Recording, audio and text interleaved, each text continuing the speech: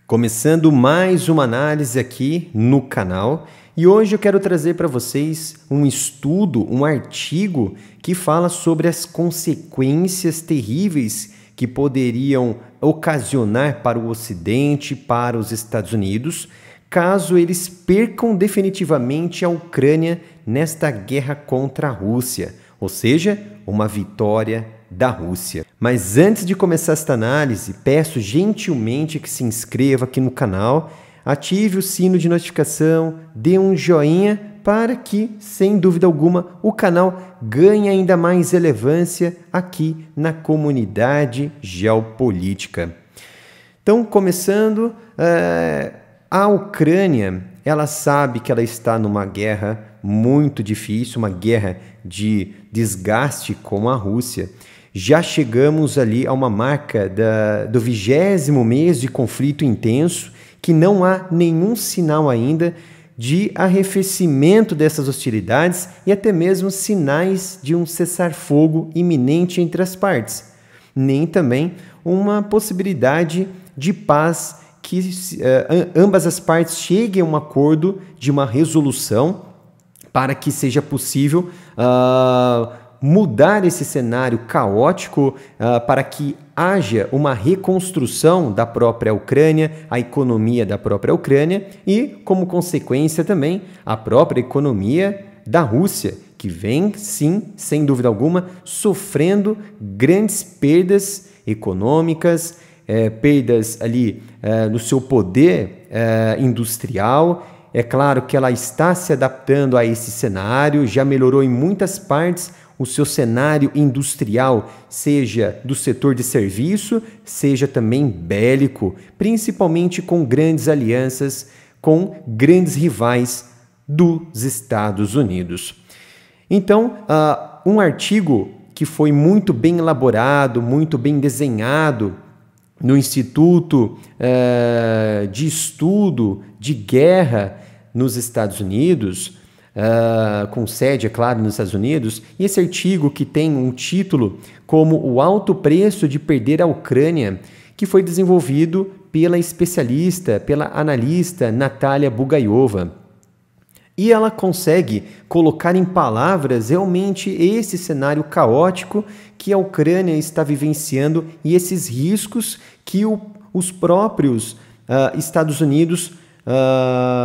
estão correndo, de certo modo, se a Rússia vencer esse conflito. Então, permitir que a Rússia ganhe a sua guerra na Ucrânia seria, sem dúvida, uma derrota estratégica praticamente autoimposta para os Estados Unidos, que enfrentam, ou melhor, enfrentariam um risco de uma guerra ainda maior, mais dispendiosa, até mesmo por toda a Europa. Por exemplo, os Estados Unidos, eles enfrentariam uma pior ameaça da Rússia desde o colapso da União Soviética, pois é exatamente a Rússia que provavelmente sairia vitoriosa desse cenário de análise de Natalia Bugaiova, que emergiria uma Rússia reconstituída e mais, sem dúvida alguma, determinada a mirar nos Estados Unidos e também a degradar politicamente e, sem dúvida alguma, a influência americana em todo o mundo. Então, uma vitória da Rússia criaria praticamente o que Natalia Bugaiova coloca aqui como um mundo feio, ou seja, um mundo em que busquem uma multipolaridade frente a essa geopolítica e política que hoje o planeta está vivenciando, com essa hegemonia, claro, dos Estados Unidos, que de maneira muito que exclusiva e íntima poderiam perder essa hegemonia em todo o planeta, a ponto, é claro, de rivalizar com até potências um pouco menores, mas nuclearmente falando, uma potência militar, uma potência nuclear como a Coreia do Norte, Irã e também, é claro, China, Rússia e entre outros adversários. É claro que criaria um mundo feio no qual essas atrocidades que o Ocidente ele analisa associadas ao modo de guerra da Rússia e ao modo da Rússia, de Moscou, governar aquelas populações sob o controle que seriam normalizadas, ou seja, Moscou estaria implementando o seu modo de governar no mundo que ele exerce numa hegemonia na região, por exemplo, dos Balcãs, na região, por exemplo, do Cáucaso, na região da Euroásia, principalmente na região mais ao leste da Europa. Então a Rússia, é claro que ela ainda pretende explicitamente apagar a Ucrânia como conceito, como povo e, é claro, como Estado. E isso tem uma vontade, é claro, da própria Ucrânia em continuar nessa luta para negar espaço e esse avanço da própria Rússia em seu próprio território. Então a Rússia, ela não fez desde o início deste ano nenhum movimento e também um avanço operacionalmente falando que fosse significativo para tomar ainda mais o controle, os territórios ali da região da Ucrânia, principalmente na região mais ao leste. Pelo contrário, observou uma contraofensiva, é claro que não ligeira, mas constante da própria Ucrânia, alimentada, é claro, pelas promessas e também suporte realizados pelos europeus e pelos Estados Unidos. Então, de todo modo, apoiar a Ucrânia continua a ser, sem dúvida alguma, segundo o Instituto de Estudo para a Guerra dos Estados Unidos, continua sendo o melhor caminho para os americanos evitarem o quê? Um custo mais elevado, maiores riscos de escalada e praticamente uma maior ameaça da Rússia em tempos ali, não somente de paz, mas também de guerra. Então, o fato dessas percepções americanas estarem mudando, ou seja, de você pensar, dos americanos pensarem, vamos ou não continuar ajudando a Ucrânia? Isso pode soar como algo que não é, vamos dizer assim, planejado. É algo realmente que está acontecendo. Pode ser que seja natural ou sob influência do próprio Kremlin, da própria Rússia, que é claro que é um esforço de Moscou para mostrar aos americanos que financiar essa guerra está esquecendo até mesmo das necessidades dos Estados Unidos, da sociedade americana, que muitas vezes alguns passam fome, às vezes a questão de influência social é deixada de lado, quantos ali miseráveis estão dentro dos Estados Unidos, passando por necessidades, passando ali por problemas com drogas e entre outros produtos, ilícitos que vêm causando uma degradação na sociedade americana. Então, às vezes, isso soa como algo de interferência pela própria propaganda da Rússia, mas muitas vezes isso soa como uma naturalidade dos americanos que vem o seu imposto sendo dirigido até a Ucrânia para guerrear ali contra uma Rússia. Às vezes, é claro, os americanos podem estar pensando, porque os americanos, nosso país, está ajudando uma Ucrânia que está a milhares de quilômetros de distância. Não é uma guerra nossa. É claro que os americanos pensam desta forma. Alguns pensam de formas diferentes. Alguns também vêm sob influência da própria Rússia neste momento de grande propaganda, de grande manifestação do Kremlin. Então, os Estados Unidos, eles escolhem, é claro, voluntariamente agir contra seus interesses e valores, sem perceberem que estão fazendo exatamente o que a Rússia ela quer. A Rússia ela precisa nessa guerra de informação. Então, a Rússia, é claro que ela manipula alguns americanos, manipulam alguns políticos, alguns mídias de distribuição de conteúdo informacional dentro do território americano. E isso vem o que o próprio Pentágono vem batalhando para tentar diminuir essa disseminação de informações mais vantajosas para o Kremlin. Ou seja, notícias falsas, até mesmo isso tem interferência de grandes valores dentro do Congresso americano que tentam aprovar diversas leis de censura, mas é claro que cabe ali as leis penais atingirem essas informações e não censurando os meios de informações. Então você tem uma ferramenta para combater essas informações falsas, mas não propriamente o veículo que está disseminando esse tipo de informação. Então, essa perda de capacidade em ajudar a Ucrânia ou até mesmo a vitória da Rússia traz condições ainda piores para o Ocidente, que está imerso numa guerra, principalmente a Europa, que vem tentando mostrar ao mundo essa guerra de procuração que poderia ocasionar uma vitória da Rússia e pior cenário político e geopolítico para todo o mundo. Então, uma derrota autoimposta na Ucrânia confrontará os Estados Unidos com o risco real de outra guerra na Europa, com maiores riscos de escalada e custos mais elevados. Então, eu trouxe aqui até mesmo um artigo que fala sobre essa expansão da OTAN para a região de fronteira da Rússia, que Putin vem falando constantemente que essa guerra atual é para tentar frear esse avanço da OTAN, que já colocou diversos meios nucleares por toda a região ali da Europa. E não há outra saída, não há outra opção, senão agir e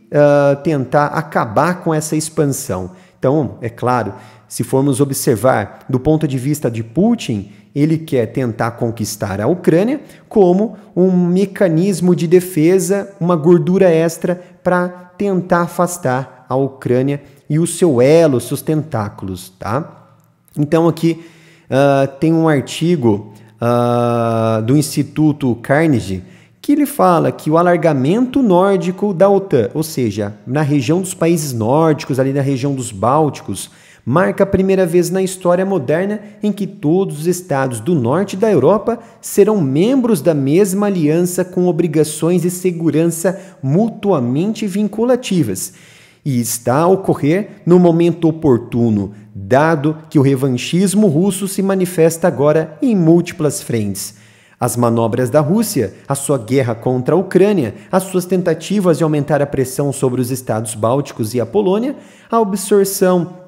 de fato realmente da Bielorrússia na sua órbita e na crescente militarização do Ártico estão efetivamente a remodelar os alicerces da segurança europeia e exigirão mudanças à abordagem de dissuasão e segurança coletiva da OTAN para os próximos anos. Sabemos que a Finlândia já adentrou na aliança, sem dúvida alguma que isso já não é mais uma novidade. Sabemos também que há uma luta para a Suécia também adentrar, uma Suécia que tem um exército muito forte, um exército muito legal, com uma tecnologia em desenvolvimento, principalmente no setor aeroespacial com a Saab, e sabemos que será de grande valia para a organização da OTAN. Houve diversos problemas ali, principalmente com a Turquia, no que tange a colocar a Suécia dentro da aliança, mas parece que tudo está se resolvendo. E para o próximo ano de 2024, certamente a Suécia vai adentrar na tão necessária aliança da Organização do Tratado do Atlântico Norte. E é claro que a intenção do Kremlin de erradicar a identidade e o estatuto de Estado da Ucrânia,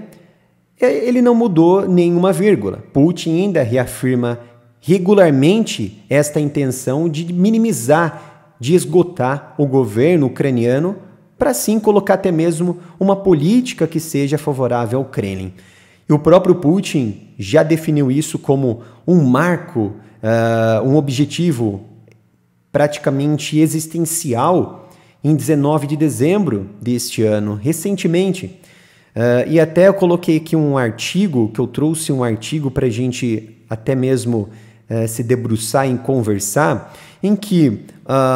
Putin ele diz que a Rússia está pronta para conversar sobre a Ucrânia. O que isso significa, né? Que Vladimir Putin ele disse até mesmo, né, no dia 19 de dezembro, que a Rússia ela estaria preparada para conversar com a Ucrânia, os Estados Unidos e a própria Europa sobre o futuro da Ucrânia. É claro, se quisessem, mas que Moscou defenderia seus interesses nacionais. Sabemos, é claro, segundo as palavras de Putin, ele colocou nesta entrevista, defendendo os interesses da Rússia, que na Ucrânia, aqueles que são agressivos em relação à Rússia e na Europa e nos Estados Unidos, realmente eles querem negociar? Realmente eles querem que a guerra ela termine? Ainda ele colocou que faremos isso com base em nossos interesses nacionais. Ou seja, Putin já tem interesse em controlar praticamente a Ucrânia, colocando um político ali que seja favorável à Rússia, esteja na mesma sintonia de Vladimir Putin. E a Rússia ela controla cerca de 17,5% do território que foi internacionalmente reconhecido como parte da Ucrânia quando a União Soviética ela entrou em colapso em 1991. Então, essa briga ela não é mais territorial, ela é existencial por parte da Ucrânia, segundo os relatos de Putin. Então, se a Rússia ela derrotar as forças armadas convencionais da Ucrânia, os ucranianos provavelmente recorrerão, segundo o artigo do Instituto de Estudo de Guerra, a uma insurreição dentro do país. Sobre essa parte eu fico até um pouco em dúvida, porque já existem algumas manobras, alguns protestos dentro da própria Ucrânia que tentam ali diminuir esse apoio à guerra, tentam acabar com essa guerra e até mesmo são favoráveis a uma eleição para trocar esse governo de Zelensky. Eles também falam, esses manifestantes, até mesmo alguma sociedade ali dentro da Ucrânia, que o governo ele está imerso em corrupção, ele está imerso em outras questões que estão trazendo ainda mais problemas para o país. Então, não posso afirmar que a maioria não quer mais esse conflito, não quer mais esse governo, mas já existem manifestações contrárias a este atual governo, inclusive a esta atual guerra. Eles querem o fim deste conflito, porque, é claro, quem mais sofre são essas pessoas. Então, num cenário alternativo, em que a Rússia ela obtém um adiamento através de um cessar-fogo prematuro ou de uma ajuda ocidental insuficiente que interrompa o avanço da Ucrânia, mas, é claro, sem permitir que a Rússia ela complete essa sua conquista, a Rússia ela reconstruirá e lançará novos ataques à Ucrânia. Ou seja, um cessar-fogo seria benéfico ou seria interessante para a Ucrânia? Seria vantajoso? Segundo esses analistas, principalmente do Instituto de Guerra, seria péssimo, porque isso daí daria margem para a Rússia se preparar militarmente e atacar de forma mais precisa, de forma mais contundente, que não oferecesse possibilidade da Ucrânia se rearmar e até mesmo receber determinados equipamentos para suprir essa hemorragia de guerra se a Rússia ela voltar a atacar. Então, os Estados Unidos eles correm um certo risco de escolher desnecessariamente um caminho contrário a esses seus interesses e valores, quando ainda podem ajudar a Ucrânia a ter sucesso. Eu trouxe aqui que eu quero evidenciar essa ajuda americana, esses gastos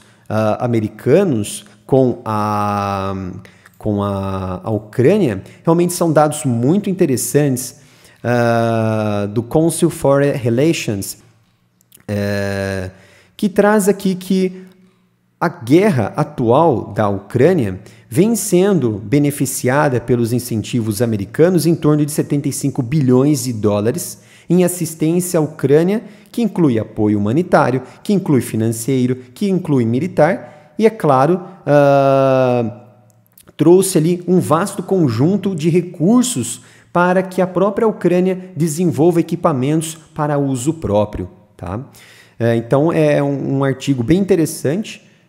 que vocês estão observando aí, vocês podem estar aprofundando, que tem até mesmo relatórios, tem até mesmo uma estatística da quantidade de gastos que os americanos desempenharam para favorecer a Ucrânia nesta guerra e até mesmo as indústrias militares que estão sendo beneficiadas com esta guerra. Então a Rússia, por outro lado, ainda não atingiu aquele lado direito, ou seja, do progresso ali, dos limites na curva de capacidades. Então, este artigo ele avalia que o Kremlin ele tem investido nessa recuperação da sua capacidade ofensiva na Ucrânia. Sem dúvida alguma que a Rússia ela sofreu enormes perdas, tá? Mas ainda ela não conseguiu alcançar aquele limiar da sua exaustão máxima na sua indústria bélica, porque até mesmo ela conseguiu, de certa maneira, melhorar o seu aporte industrial interno, melhorar a sua busca por matéria-prima e não somente melhorou a busca pela matéria-prima, mas também conseguiu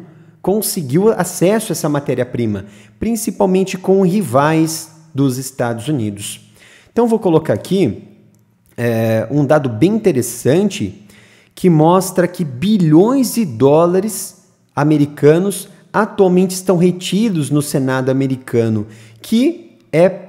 seria extremamente importante nesta ajuda para a Ucrânia, principalmente neste inverno que já se enraizou dentro da Ucrânia e em outras regiões da Europa, e que após este inverno cessar, certamente que esse dinheiro, esses valores, poderiam oferecer melhores condições para a Ucrânia enfrentar a Rússia. Então, bilhões em ajuda dos Estados Unidos, por exemplo, à Ucrânia, estão retidos atualmente no Senado americano. Então, nesse artigo, ele evidencia que a pressão do presidente dos Estados Unidos, que é o Joe Biden, para que o Congresso reabasteça a ajuda durante a guerra, tanto de Israel quanto da Ucrânia, como parte de um acordo sobre mudanças nas políticas de fronteira e imigração, quase certamente se arrastará para o próximo ano de 2024. Então, o Senado ele adiou o recesso do feriado, voltou Washington bem aqui no finalzinho de dezembro,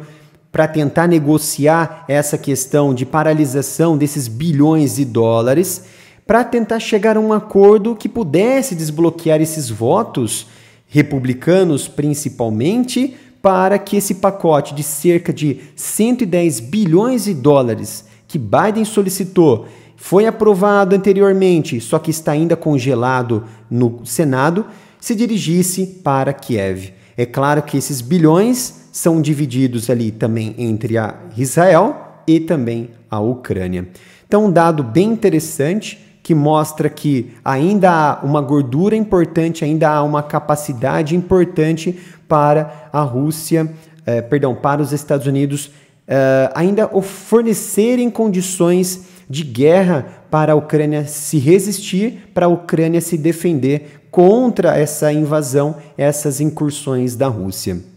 E para finalizar, uma vitória russa na Ucrânia aumentaria a probabilidade de ação militar contra outros vizinhos russos. Ou seja, o Kremlin ainda pretende restabelecer o controle sobre